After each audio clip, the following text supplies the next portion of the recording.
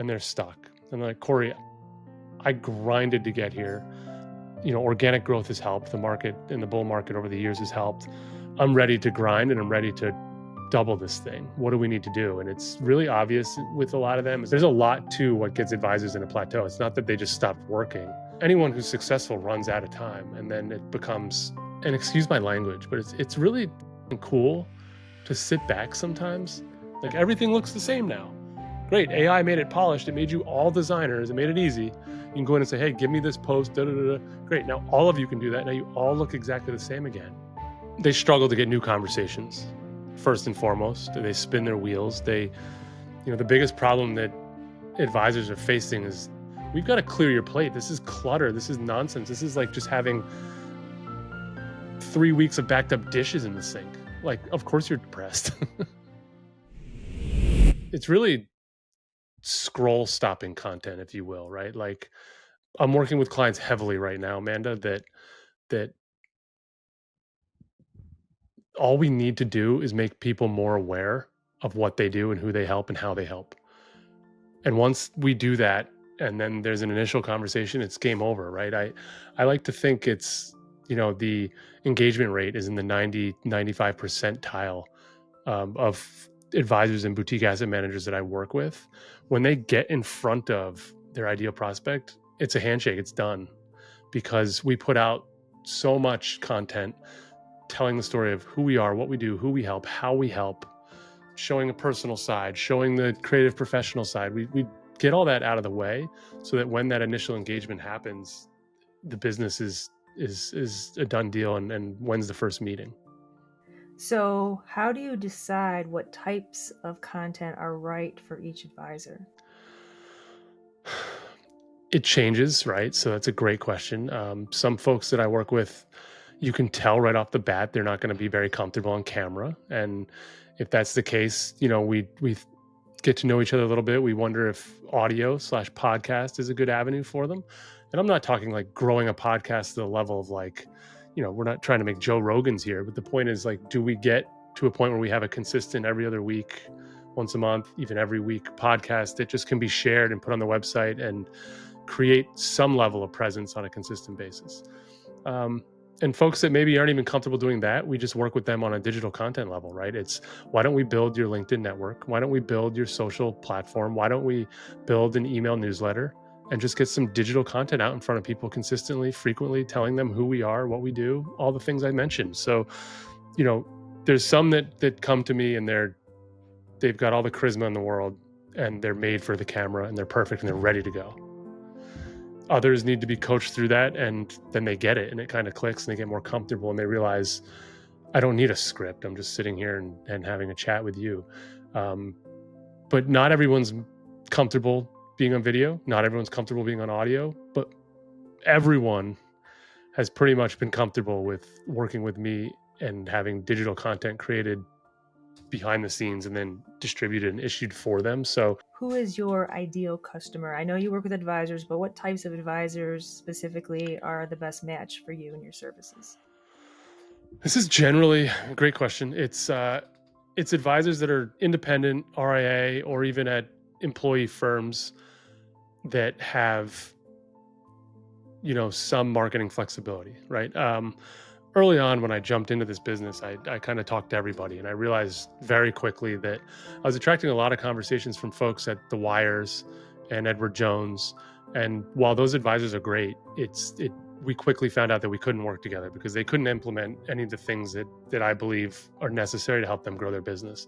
Everything that they could do had to come from a kind of a white labeled library that was pre-approved behind the scenes at their firm, right? They couldn't even kind of write their own stuff, their own newsletters, issue their own content. So right away, within the first couple of months into my journey here, years and years ago, was realizing that the captive employee firm, Jones, that group really wasn't right for me. So I work very closely with independent financial advisors, many at LPL, Raymond James, RIAs, and then up into the boutique asset manager level where it's, under 2 billion, under 5 billion of assets under management.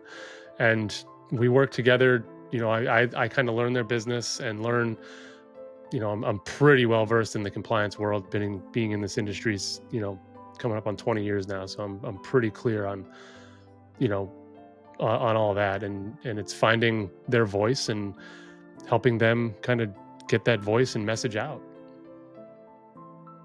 Let me add to that, right? So you asked who. I want to say, like, that's the firms and where they come from.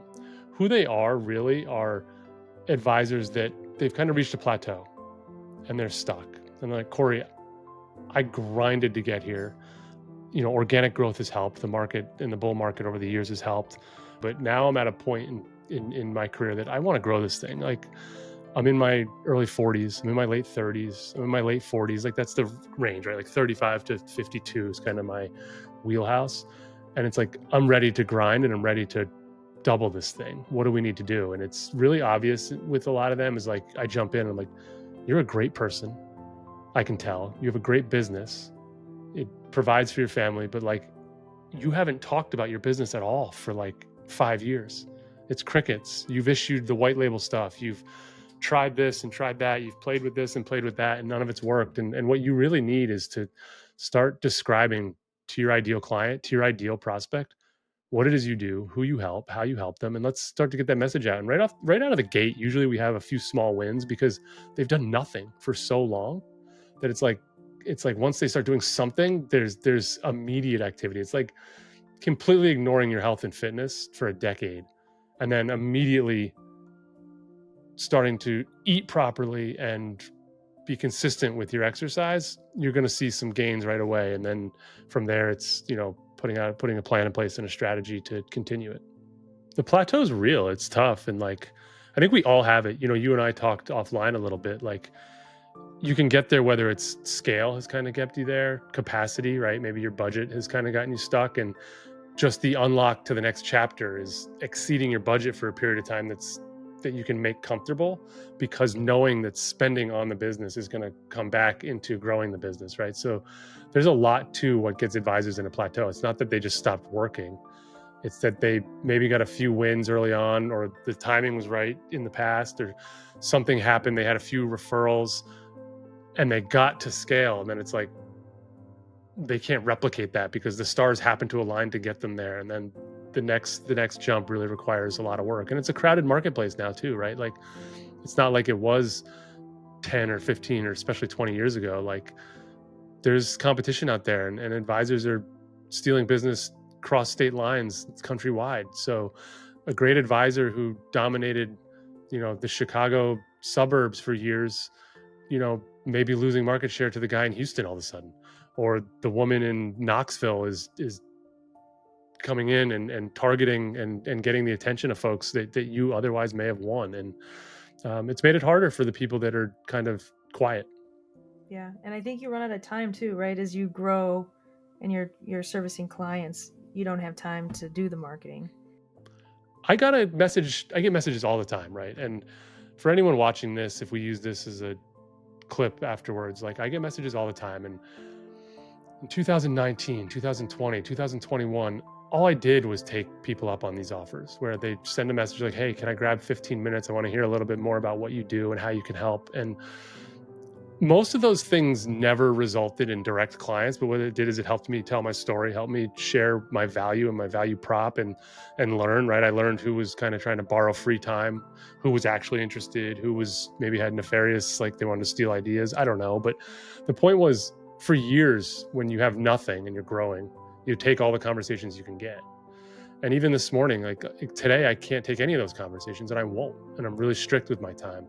And for two reasons. One is because I've gotten to a place that I've earned, and you can understand this, is I've earned that time. So when I'm not working, I've earned that time off. But when I am working, like, other people pay me, and it's not fair to them for me to give away that valuable time for free to someone else. And I really believe in that. And that's not trying to sound any sort of way. It's just like, if I have a dozen clients that pay me a monthly retainer for my time, they deserve that time. And it's not that I can just take a call and a random, DM conversation from any Tom, Dick, and Harry that just wants to pick my brain. And unfortunately, that's the way the world is, right? Like you said, what happens to advisors is they run out of time. Anyone who's successful runs out of time, and then it becomes, how do you free up more of it? Or it's either you hire help, like where my services come in for marketing, someone hires me to help them to free that off of their plate, or you bring in help, or you figure out a different way to free up capacity, or you don't do it all together, right? So there's options and solutions, but I guess a long-winded way of answering your question of like, yeah, advisors who've plateaued, maybe they've gotten to a point of success that they just don't have the time anymore to even try to meddle with it. So, what do you like about working with advisors? It's funny. I grew up in this industry in the asset management world. I worked at annuity company, mutual fund company. I worked at a regional broker dealer, alternative shop. I've kind of spent 5 years at all four of the main kind of things.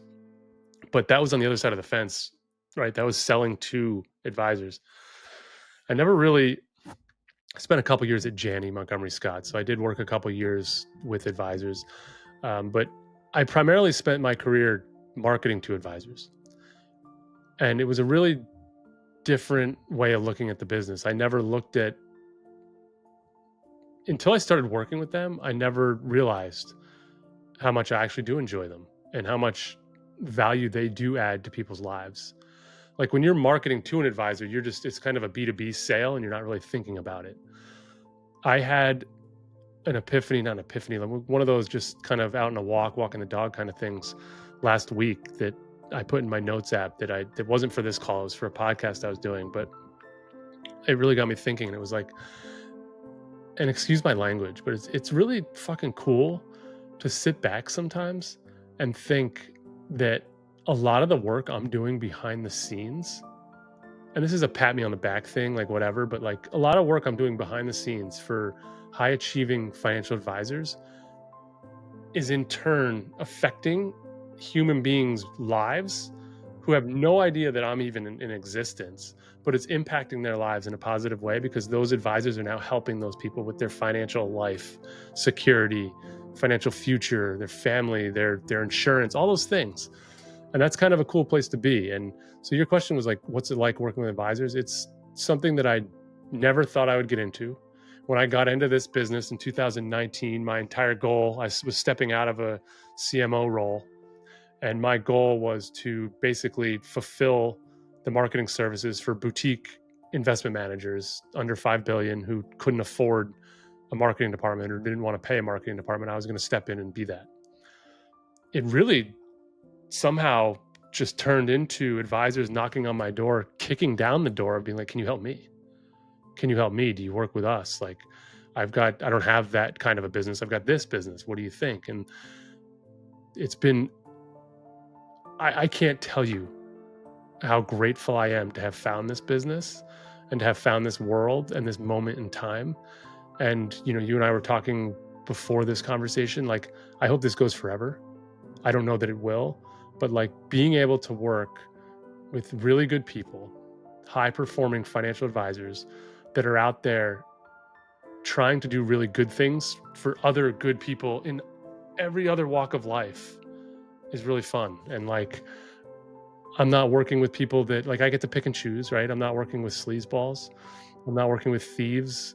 I'm not working with people that are selling things that, I don't believe in and I have to like look the other way. Like I get to learn about these advisors and their families and their businesses and like what's important to them. And I get to pour into that and I get to lean into that. And selfishly, that's kind of a cool place to be. Like I get paid to help people grow their business that improves the lives of others. Like, I don't know. I'm grateful, and I hope that comes out in this recording if we choose to use this clip. But I'm grateful to have found this world of financial advisors and to be able to help a few, a small handful of them.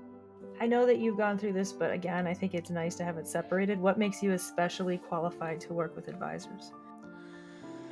It's a great question. I mean, this is, what makes me specifically qualified versus the next person. I'm not here to say that I'm any better than anyone else who's got the same tenure or perspective as I do in the industry, but I will tell you this. Any advisor knows that just going out to hire someone off of Fiverr or Upwork, like, you've got your work cut out for you there, right? you've got someone likely international, you're trying to save a few bucks. You can't teach them the ins and outs of the business. It's a very direct,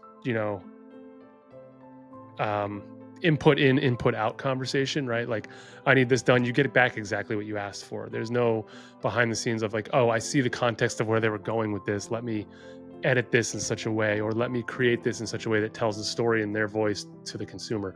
So that's the first thing is like, if you're an advisor out there looking to hire marketing help, just, you're probably wasting more time than the dollars would have been, would have been more well spent allocated to someone who's in the industry and knows it, right? Because knowing the business, like I said, I've been doing this, it'll be 20 years in 26. So, um, working with somebody that knows the business takes, God, I have to imagine it's probably half the battle, right? Like my clients, even from the jump, can get to it with me, and I'm up to speed. There's no like, explain to me that I don't understand. Like, wait, this gets sold to this person. Like, I don't get it. Like, I'm up to speed.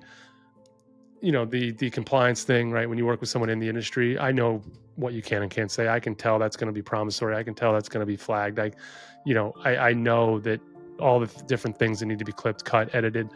I know the audience and who we're going to because we've talked and I've gotten to know you quite a bit, and I know specifically of who you want to work with, and the tone and the tenor and the design and the aesthetics that need to go with that, right? It's the same thing in your business. You meet with your clients before you dig in, and you understand like, this is who their person is, this is what they're looking to achieve, and this is the kind of brand, colors, edginess, sharpness, font, all those things that should go into telling that story, right? um, why work with me versus someone else who might have the same level of experience as me and can say all the things I just said to you?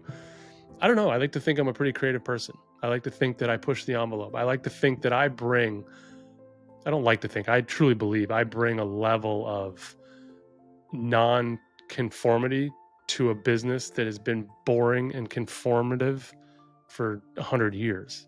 Like, I try to bring the hip hop, the sports, the flavor, right? Like, I try to bring the human element into this buttoned up navy suit, white shirt, tie, golf industry. I got no problem with navy suits, golf, and all that. But I don't think everything needs to look the same as the big Prudential commercial that you see on Sunday afternoon during the final round of, the Masters.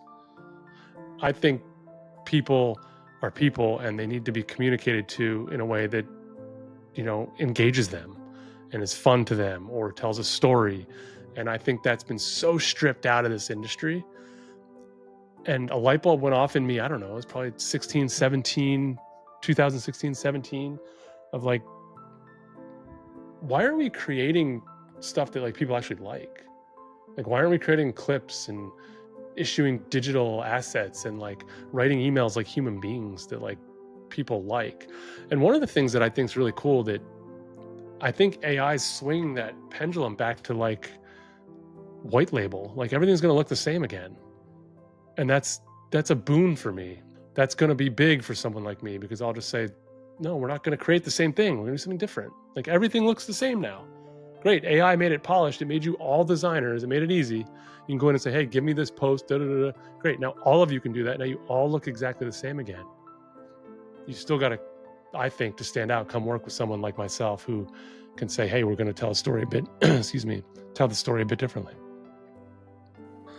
What are your audience's main frustrations or problems that they face, and how do you help them with those problems? They struggle to get new conversations, first and foremost. They spin their wheels. The biggest problem that advisors are facing is, the two biggest things is that I get all the time is, hey, I know marketing is important. I don't know what to do. I don't know what works. And the other one is, hey, I know marketing is important. I've tried all of these things and none of it has worked. So you get folks who've tried everything and wasted a bunch of time and money, quote unquote everything, right? They've tried all the different programs and quick fixes and magic pills and diet plans and all the stuff that everyone who wants to get in shape tries off of Instagram and then finally decides to do push-ups and pull-ups and run and the hard things. Or I get the folks that are like, I'm overwhelmed by the amount of options out there. I have a good business. I talk to a lot of people. I want to continue enjoying my lifestyle. And you know what? I want to grow this thing and it's worth it for me to hire you to help me do it so that I can continue to do all the things I just mentioned. So let's dig into your services specifically. Hmm. So which one do you want to start with? Do you want to do the ongoing marketing consultation or the consultation and creation? I don't know. You're driving. You're in charge. Okay, let's start with the ongoing marketing consultation. So we're just now answering questions specifically around that service. So, who specifically is this service for? What kind of situation are they in? What kind of problems are they having? Um, where this solution would be a good one for them.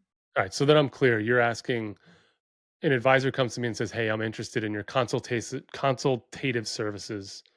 What does that entail?" What kind of advisor should come to you and want like this specific service, which type of person and type of situation is this service really meant for? It's a great question. It's really only meant for an advisor who does actually have some marketing chops themselves. One of the big frustrations I run into when we have consultative clients, which I have, handfuls of, is when they're actually don't want to do the marketing work or can't, like, or they're not very good at it, right? Like, and that's okay. Like, some people just, that's not a skill set of theirs, right? Like, I had to go to summer school twice for math. Like, that wasn't my thing. So here I am. Like, that service, the consultative service is for an advisor who actually has the hunger and the energy and the effort to put in the marketing work that's needed based on the coaching, and that they're kind of good at it or can be good at it or can be taught to be good at it, right? Like, I do have some clients on the consultative side that just want to stick to the basics and the email and some of the basic LinkedIn stuff, which is fine and good, but at least they're putting in the effort to do it. One of the most frustrating things is when someone hires me to help them with the consultative. We go through our meeting, right? We meet every 2 weeks for 45 minutes. We have back and forth on email throughout the week to kind of stay on track. And they don't take any of it. They don't do anything with it. And it's frustrating. And like, I know that I'm getting paid by them, which is terrific, but like, it's frustrating to have the same conversation. And like, this is why you're hiring someone like me, right? Because you're not doing it. Like, you need to take the notes that we just talked about and implement them. And so that's a frustration, right? So advisors who are willing to take the consult and implement it, whether at whatever level they're at, like, they have to put in the work to do it. So I don't want anyone to ever hire me, pay me good money to just do nothing. That's frustrating. It's frustrating for them. It's frustrating for me. I don't want to take anyone's money and not feel like they're getting the value out of it. So any advisor watching this, if you're looking to hire me on a consultative level, I can't wait to work with you. But it's a real back and forth, right? You've got to meet me halfway. I would never hire, and I always go back to the fitness thing, and I'm sure this is annoying for people, but it is so, like, it's so parallel. Like, why would you hire someone to meet you at the gym at 6:30 and then not show up? Or like to get on a plan with them and then not implement it. And then in 2 weeks we talk and you're like, yeah, I just wasn't feeling it last week. Like, all right, like, what are we here for then? So, uh, on the consultative side, bringing it back full circle again, long-winded, advisors who are hungry, willing to do the work, ready to grind, but they just need to be straightened out, told what to do, what works, what doesn't, what makes sense for their business, what makes sense for their prospects, their ideal prospects, right? Like, their niche. This is my target, Corey. How do I get them? This is where I've got some attention. This is my community. This is what my email list looks like. How do I get more people? How do I get more conversations? Okay, it's going to be different for you than it is for Sally, but we're gonna put a plan in place. We're gonna talk about it. We're gonna figure it out, and then I'm gonna give you a list of things to take care of over the next week and a half, so that when we meet again, we've got something else to do. It's a great question. Like, what problem does it solve? The consultative side of it is I really help people stop spinning their wheels. How about that? I help people stop wasting money, believe it or not, right? So my consultative services as of this recording, early March 2025, it's $700 a month for me to consult with clients on a monthly basis. It's a lot of money, right? I'm not going to pretend that it's not. I actually believe that I save advisors money by them just hiring me because I cut out so much of the other wasteful spend, both cash and time, that they're playing with and spinning their wheels on. That in and of itself is almost worth the cost of admission, without taking any of the advice. Because we sit down, I'm like, "What are you doing? Tell me, show me, talk to me about your business. Tell me who exactly you want to bring in the door. Okay, now tell me what you're doing to do that. I'm trying this, I'm doing this, I'm doing this, I tried this, I've got this." None of that has that ever equated to business. Right? I'm going to ask you honestly, and they're all honest with me. I love that about my relationships. I don't sense that we have any lies. Like, no, it hasn't worked. All right, well, like Kathy, like, with all due respect, it hasn't worked for 18 months and you're still just pouring money into it. And like, how much time are you putting? Well, a few hours here, a few hours there. I'm like, we've got to clear your plate. This is clutter. This is nonsense. This is like just having 3 weeks of backed up dishes in the sink. Like, of course you're depressed, right? Like, we've got to clean the house up a little bit and get you to a place where you can see clearly again, understand very clearly what you should and shouldn't be doing. I mean, I have a great client that I'm working with that is almost having success without even just by getting rid of things.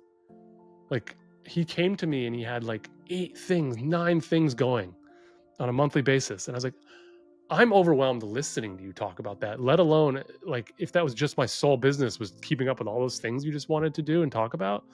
I'm so overwhelmed by it. Like, let's focus on 3 of those. So I don't even know again how we got to this point, but like part of my job is clearing the plate and almost like providing a direct runway of like, this is what we're going to do and here's how the plane's going to take off. So, how does this specific process work? How does this service work, the ongoing marketing consultation? Yeah, so typically again what happens, ongoing marketing consultation, an ideal fit, advisors um they've been spinning their wheels and they run into some of my content and they're like, this is interesting. Clearly something that I say hits them. They call me, we talk, and they're like, yeah, this makes sense. Let's do this. And from there we build a pretty tight relationship. I act as their marketing manager, their CMO, if you will. The only difference between the two jobs is, marketing consultation and creative services is I don't touch the keyboard or the mouse for them. I tell them what to do, right? You should be doing this. You should be doing that. Here's how I would do it. Here's how I would write it. This meeting's recorded. If you want the notes, take the notes and run with it. Do all the things. I'm giving you everything I have specifically based on you. This isn't to a classroom and there's 30 of you. This is one-on-one. I know your business. We've talked. Like, we get to know each other pretty tight, pretty intimately, and I can run into these meetings every 2 weeks and jump right in with advisors and hit the ground running, and it's fun. I would equate it to them having a virtual marketing person down the hall. That's it. Like, hey, let me ask Corey. Hey, what does Corey think? Hey, I had this idea. Hey, and we go from there. So it's similar to being an advisor. Yeah, I'm an advisor to the advisor in the marketing capacity. Yeah, you create a plan, keep them on track, and answer all their questions, help them make good decisions, right? Yeah, it's just there's a lot of parallels to it. There really are. So, what are the expectations from the client side? What do they need? What are they going to have to do as part of this relationship if they want to see success? Like I said, they have to put in the work. I mean, this thing doesn't happen on its own, right? So the consultative thing, it in my business, I've been doing this going on 6 years. I don't lose a lot of clients. I don't mean to sound any sort of braggadocious way there, right? Like, I don't lose a lot of people. When I do lose people, it's typically on the consultative side because they just get tired of the guidance and they can't do it on their own, and they finally just say enough. Like, I'm not implementing what Corey's telling me. This is at some point this becomes, a spend that is no longer worth it to me, which I understand. Um, on the creation side, business doesn't really go anywhere, because what ends up happening is the content generates business and the business pays for the services, and then that becomes a hamster wheel, and no one wants to turn that off, right? So an advisor who wants to come to me on the consultative side, I would just encourage you to be ready to roll your sleeves up, be a good student, right? Like, I'm not going to tell you to do anything that's not right for you. I'm going to learn about you and your business. I'm going to learn about your personality, what you're good at and what you're not. I'm going to push you. I'm going to have an expectation that you're going to implement the things we're going to talk about, but I'm not going to ever set you up. And one of the words I use, a 4-letter word, goof, GOOF. I'm never going to set you up to do something that I think makes your business look goofy. And that's one thing that I have seen a lot of advisors do in the DIY marketing space. They think something is better than nothing. And while generally that's the case, when you're dealing with people's hard-earned money, nest egg, retirement plans, future, family, all those things that are basically the most serious things second to health, right? You have to look a certain way and present yourself a certain way. And so that's a little bit contrary to what I talked about earlier about like everyone looking the same with the navy blue suit and the white shirt and the tie. There's a way to do it. And I put out a post a while ago, probably this winter. There was like it's a razor thin line of where to find, from doing nothing to doing the same thing that everyone else is doing and looking the exact same. There's a little line in the middle there that every advisor needs to find that like tells their story differently than everyone else, but professionally. And where I was going with that is on the consultative side, that's very hard to do with folks who aren't naturally marketing and good marketers, video editors, designers, digital creators. Because that's like, right, throwing a dart left-handed 15 feet across the room and hoping for a bullseye. Like, that's very difficult. So once again, a long-winded way of saying that if you want to come to me on the consultative side, just be ready to roll up your sleeves, be ready to take good coaching, be ready to work hard, but also be ready that like maybe you're not good at creating some of this stuff. So we've got to steer you where you can create what needs to be created, but stay within your lane and stay within your skill capability. So what does success look like? What are the benefits? What can someone hope to walk away with? I mean, ideally new conversations. That's all I hope for. I don't promise people business. I don't promise people new conversations. I can't, right? That's not within my control. There's too many variables. Ideally, what I would love is that someone comes to me who's done really no marketing or been spinning their wheels for a long time trying things, comes to me and we straighten them out, and within 3 or 4 months they're generating new conversations with people that turn into new business. That's a golden ticket. That's all I want for people. Like, the number one thing that I love is like the raw conversation when folks come to me is, I've been doing this, I've been doing that, I've been doing this, I've been doing that. Did it work? And they're like, no. Like, well, that's the point of this whole thing. Like, so you're logging on your computer and spending all this time and money on stuff that you're literally admitting to me doesn't work. Like, I don't care about impressions. I don't like, I'm the opposite of what I'm like George Costanza in Seinfeld. I'm like the opposite of what you've been told on LinkedIn and social media. I don't care about views. I don't care about reshares and likes and comments and like your contemporaries patting you on the back that your stuff looks great. Like, I don't care. What I care about is a DM, an email, and a phone call that says, hey, Corey, my wife and I are looking for a financial advisor. Your stuff really makes a lot of sense to us and resonates with us. Do you have time to connect?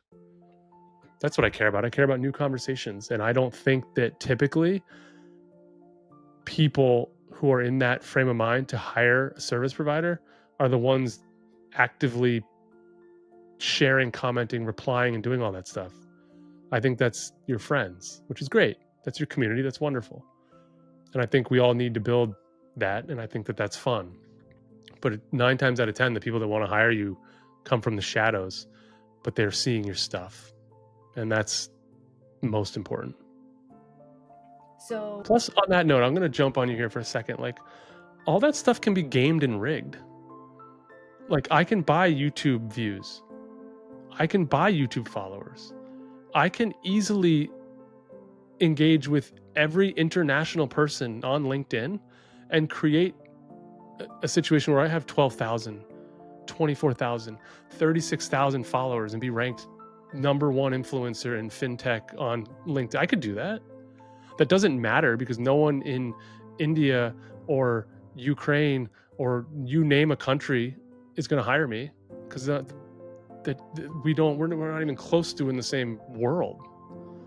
So what's the point of that, right? Like that's the game that I'm out here trying to demystify. Like great, like I'm so glad you got 126 likes. Like that's awesome. Let me dive in and look at who liked all your stuff. You can't work with any of those people.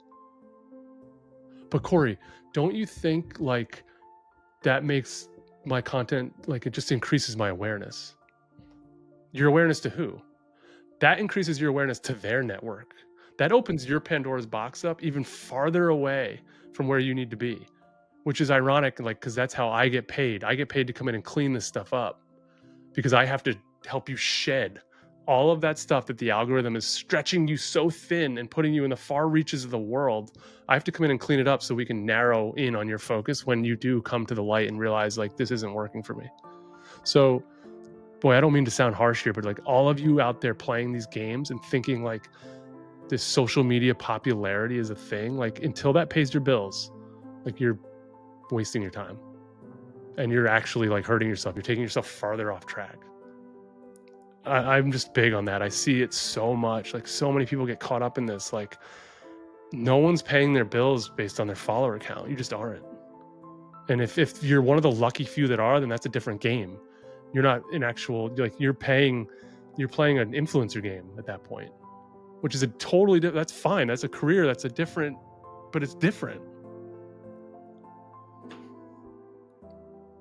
I think it's like that for everybody. In fact, every time I have a post that goes viral, it screws up my entire audience. I have to go back and block a bunch of people, get rid of a bunch of people, and my posts that have no comments on them, those are the ones that I get 3 phone calls and on my schedule, yeah, discovery calls every time.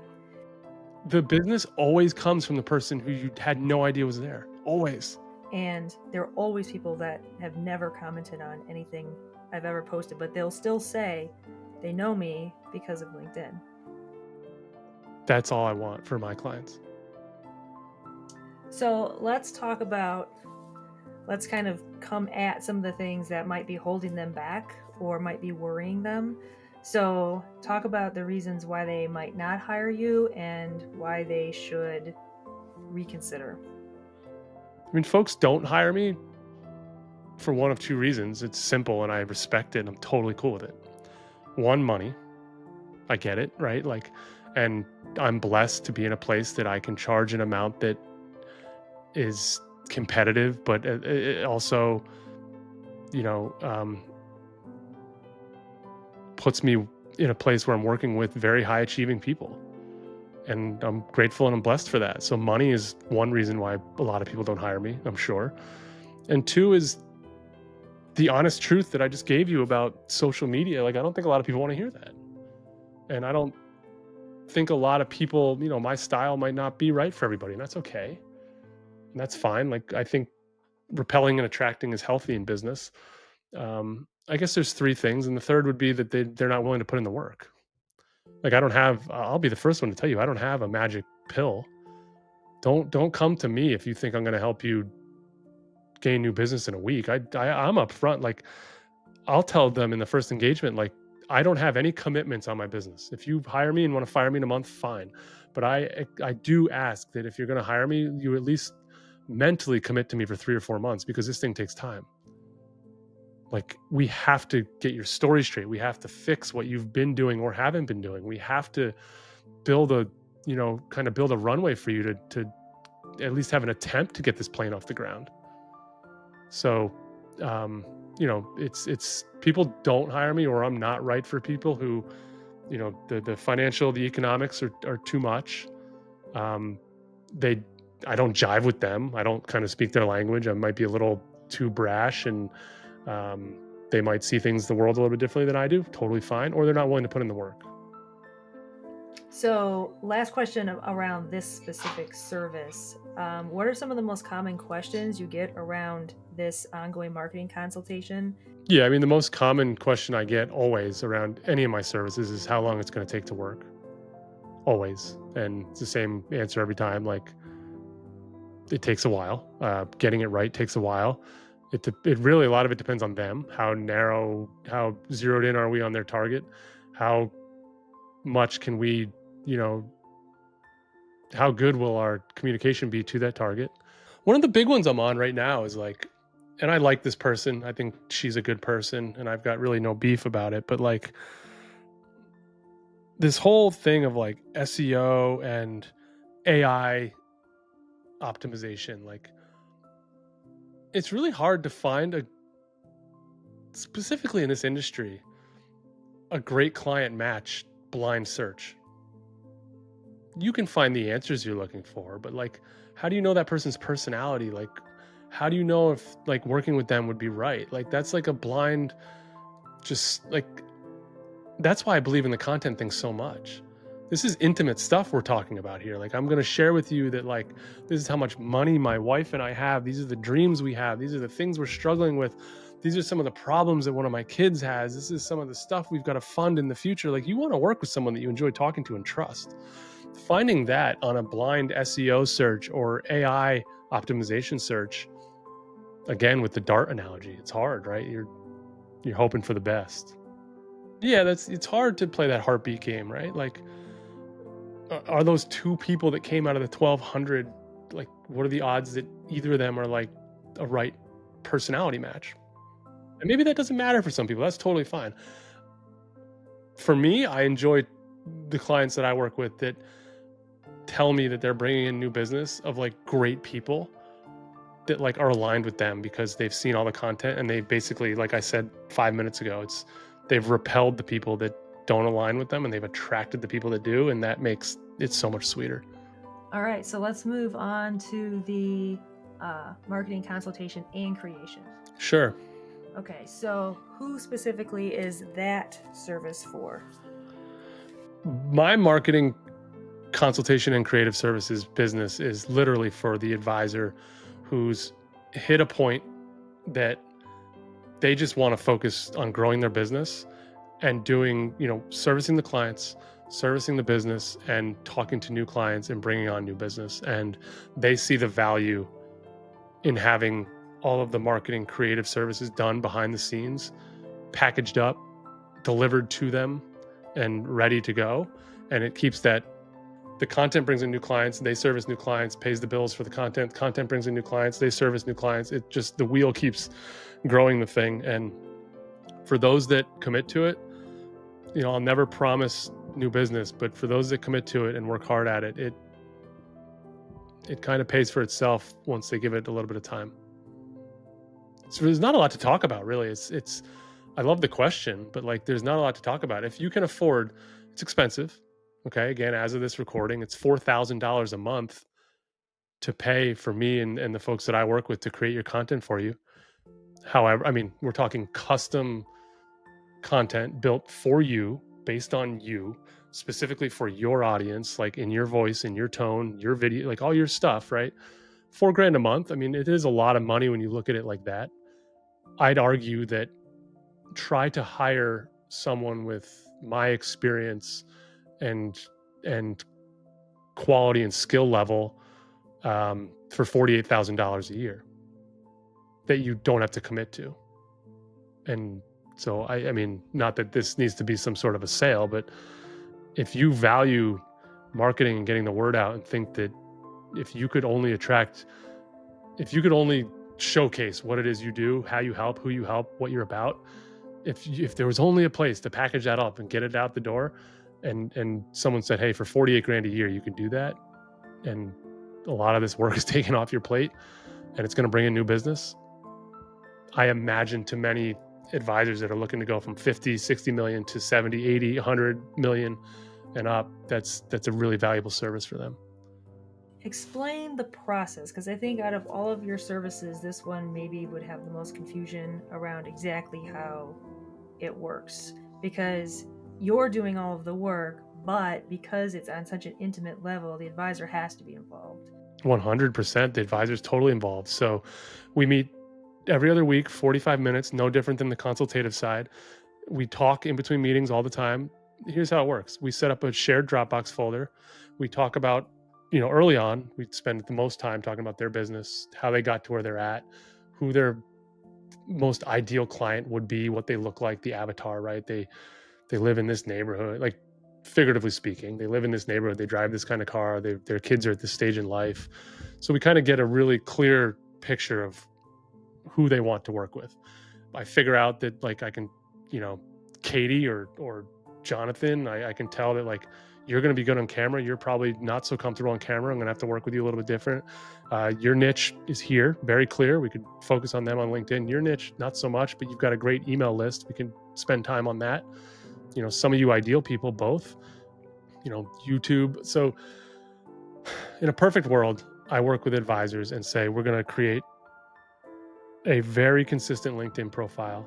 We're going to work with a terrific web developer like yourself and put together a home base where all this stuff can kind of funnel into, and complete the confirmation that you're real, that you've got good stuff and a good message and a good business. We're going to get you on YouTube that talks about who you help, how you help, why you help them, things you're running into, the most common things that you hear, and how you answer those questions. And, we're going to create digital assets to put across all of these different feeds, social, website, YouTube, podcasts. If we do that, we'll, do the audio thing. But we basically try to touch that ideal prospect, that ideal client everywhere that they may be spending their time away from work. It's kind of the magic behind it, right? Like we just don't want them to be able to ignore us. So they get an email every Saturday. Yeah, they might not read it, but they saw that it hit the inbox. Or they did read it and they don't click anything, but it's a good reminder that you're there talking to these people. We put out a short YouTube video every week talking about how I helped people this week, or the 3 most common things that I'm running into. We put out 5 LinkedIn posts a week that address common situations, who I help, what my ideal client looks like. Hey, did you catch this in the last newsletter? We know that people aren't going to consume all 5 of those posts. They're busy, but they might consume 1 out of 5 or 2 out of 5. We create a podcast that we could just have available to people that shows up, that they're addressing some of the questions in audio form, so that on their way to work, they might take a quick listen. It's really simple of like a process. And in working with me in those 45 minutes that we work together, I'm taking the notes, I'm getting the recordings, I'm asking questions that I can get an honest answer out of that advisor from and create maybe a video out of it. Or their homework might be like, hey, Nancy, when we get off the call, film a 5-minute video for me talking about some of the conversations you had this week. Send me the raw. They put it in Dropbox, gets downloaded on my end, post-produced, created, and spit back and ready for compliance. So, I mean, it's really no different. It's literally no different than if they hired someone in the office to kind of handle all this. We just do it virtually. So you are giving them all the direction, you're telling them exactly what you need, and outside of the 45 minutes, there's not a huge time commitment for them. No, I mean, look, I try to take all the guesswork away from my clients. I try to spoon feed them everything they need. I in fact discourage them coming to the table with some grandiose, crazy idea, because I think that takes their eye off the ball. Hey, look, we're talking about these 5 things. We're going to keep executing on these 5 things. You want to try some variances and nuances along the way, fine, but we've got to keep executing on these 5 things. These are what produce our results. We're not going to play on, gatekeeping here and, burying something as like some, sequence over there. We're just going to execute on the 5 things we believe in that get people's attention, that make us more credible, so that when they're ready, you're the one they call. So what kinds of problems are people usually having that this service solves? The same. I mean, this service solves the same problem that the creative or the consultative service solves. It's just, this is for the folks who either see the value in having someone do it for them, or just want to focus on what they enjoy most, which is running their business and growing their business, and they just need marketing taken care of. I mean, it's pretty simple. It's, Corey, I've got this business. It's at 80 million AUM. I want to take this thing to 100, 120. Like, it's time. I'm sick of playing games with this. I don't really want to hire somebody in house. I don't even know where I'd start, anyways. Like, you seem like you know what you're doing. Like, let's give this a go. And then 3, 4, 5 months in, it's kind of a no brainer because I don't mean to sound this way, but like it generally works. What does success look like? What are the benefits? Is that any different than what we talked about before? Really isn't, right? Like, success is generating new conversations. That's it. Nothing makes me happier than getting a literally nothing makes me happier than getting a text at 5:35 p.m. when I'm wrestling three uh, elementary children upstairs. But I get a text from a client that's like a screenshot of a new conversation. Hey, Jim, my wife and I have been on the fence, been following your stuff for a long time. Can we meet this week? Love it. And then I get the follow up from that advisor in a week. It's like, remember that message? Jim and Jen have 2 million that they're moving over. They saw this video on YouTube. The email was what inspired them. They said they've been following me for a while, but this email spoke to them.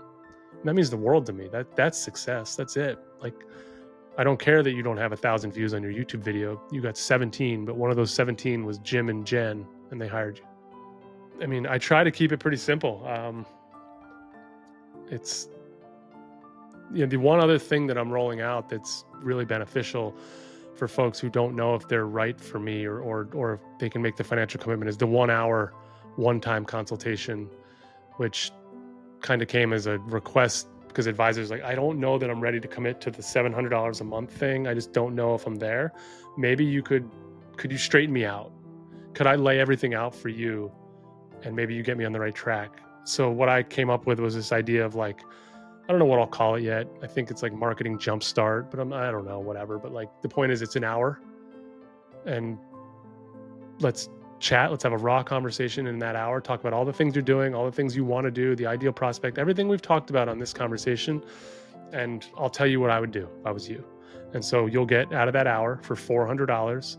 You'll walk away with, hopefully, a list of, you'll be straightened out, know what you shouldn't be wasting your time on, know where to focus and where to execute going forward. And, I think that offers a lot of value to people too. Like, I think they just need to be decluttered and straightened out and get some perspective, right? Like, I'm talking to dozens of you advisors a month, and I'm seeing it from all angles. The most successful ones that have hundreds of millions of AUM, and the folks that are struggling to get above 25, right? Or 20. And I'm hearing everything across the board. And so, just if that's really one of my biggest sells too, is like, I have so much perspective based on all the conversations that I'm continuously having, not just conversations I've had, conversations I'm continuously having, that I can apply the learnings that I'm picking up across the industry here, and likely can help you out of your rut and help you, get straightened out and on the right track. Anyone who's confused as to what they should be doing, this would be beneficial for. If there was ever something that I felt was more valuable to advisors that feel like they're wasting time or don't know where to start, or have wasted money in the past, reach out to me for the 1 hour consultation, and let's like dive into what you're about, what you want to do, who you want to attract, and like, let's at least let you walk away with 4 or 5 bullet points of like clarity. Is there any expectation from the client side on those calls, or do they need to come prepared with anything? No, I mean, I don't care. Like, I don't need documents. I don't need any of that stuff. I just need honesty. Show up with honesty, right? Like, that's all I ask for in any of my clients. Like, show up with a willingness to bring it all to the table and to hear honest feedback, and we're going to get some stuff done. That's great. So, what types of problems do you solve with this service? I know that you're saying that you give them clarity, but like specifically, what types of things do people come to you with? that you're able to help with? Advisors, like, so the 1 hour service is for those that are spinning their wheels, that are distracted by all the bells and whistles and programs and tricks and tactics and all the things that get peddled on LinkedIn every single day. Um, it's for the advisor who's not sure where they want to go, what marketing direction they want to go in, but they know it's important. Um, the people that are just overwhelmed with optionality or can't get off the map because they don't know where to start. Let's talk about the price of inaction. So they have the option of hiring you and choosing one of these services, or they have the option of continuing to DIY. What are they facing if they put this off? Wasted time, really, right? Like, that's the thing, right? In this business is, if you have a comfortable lifestyle, if you've got 35, 40 million in AUM and you've got a comfortable lifestyle, like, and aren't motivated to grow it, then maybe I'm not for you. That's fine. That's okay. But if you want to grow, then I believe for many of you, I'm a really good option to help you do that. But, like, the AUM model allows itself for folks to get to a point of comfort and to plateau. And that's why there is that thing that I call the plateau. It's like when you get to that 30 to 50, and if you're a solo business, you're probably doing all right. And you don't need necessarily to grow. And if that's not something that you're hungry for, then that's why folks don't call me. Um, because I require work. Like, that's why a lot of people probably at that level try to hire the easy button, and the easy button doesn't exist with me. Unfortunately, it's like what my expertise is in is putting in work to generate more business to grow your business.